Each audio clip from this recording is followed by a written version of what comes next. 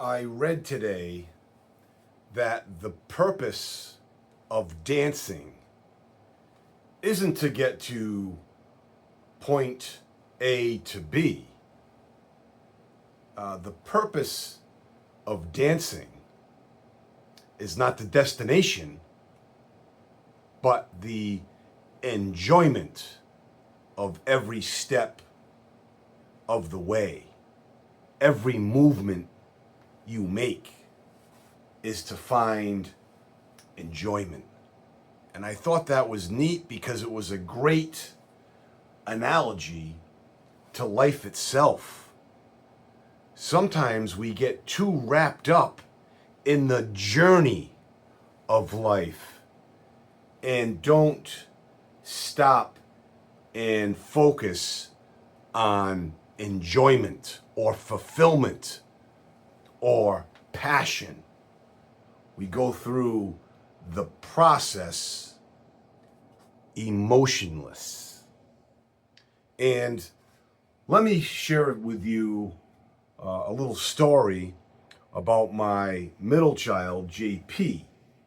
Most of you know when he was 5, we discovered that he had cancer from a fall that he took.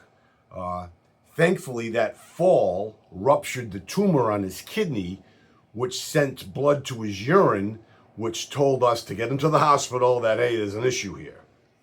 Well, once he was cleared to participate in athletics, we signed him up for flag football that following fall.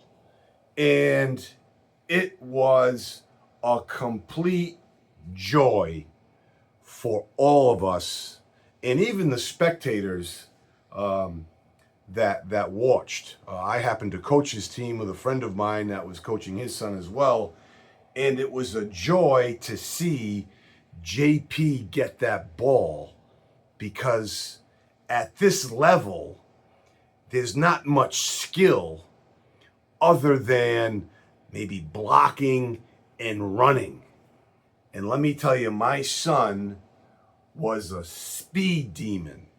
And as soon as they gave him the ball and he whipped around that corner of the line, he just took off like a deer. And it was just thrilling to watch.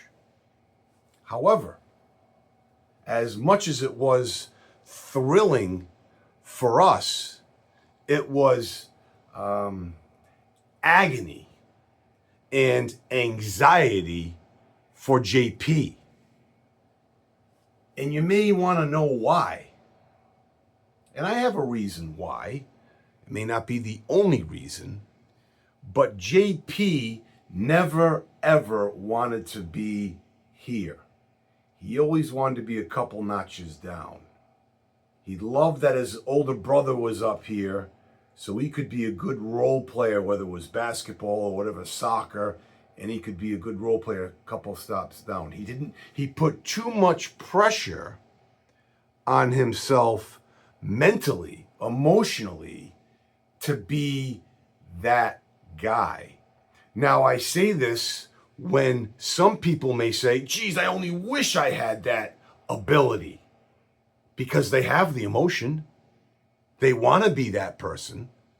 But JP was that person, but didn't have the emotion or the mentality to do it. And that went through his whole upbringing, through sports. Soccer, basketball, whatever it was, generally those were the two, where he would be, I don't want to say subservient, but he would be the role player to Luke, and he didn't have to worry about it.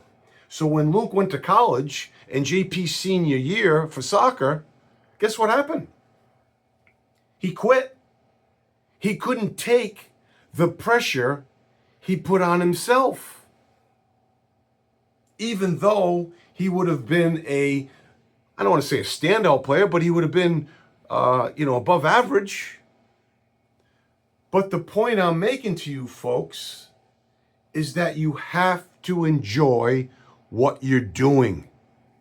You'll hear a lot of athletes, especially professional athletes. They'll say, I'm not here to make friends. I'm here to win. And that's a great attitude if you're a coach of that person. And it's also a great attitude to get things done. But I say, and this is me personally, winning for me is making friends, which leads to bigger and better opportunities. Now, I'm not telling you to be on the other side of a ball or the other side of the court or whatever it is and just to be chummy with someone. But my point is when you develop, foster, nurture relationships, that brings you to a whole different plane and takes you to a whole different level. Yes, I may have been competitive in sports, and at times I may have been a jerk. But at the end of the game, the match, whatever it was, I wanted to be your friend.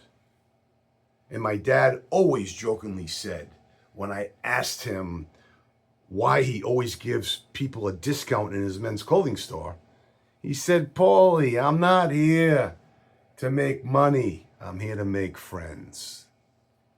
And he was joking around. But let me tell you something, that mentality brought him a lot of money as well as a lot of friends.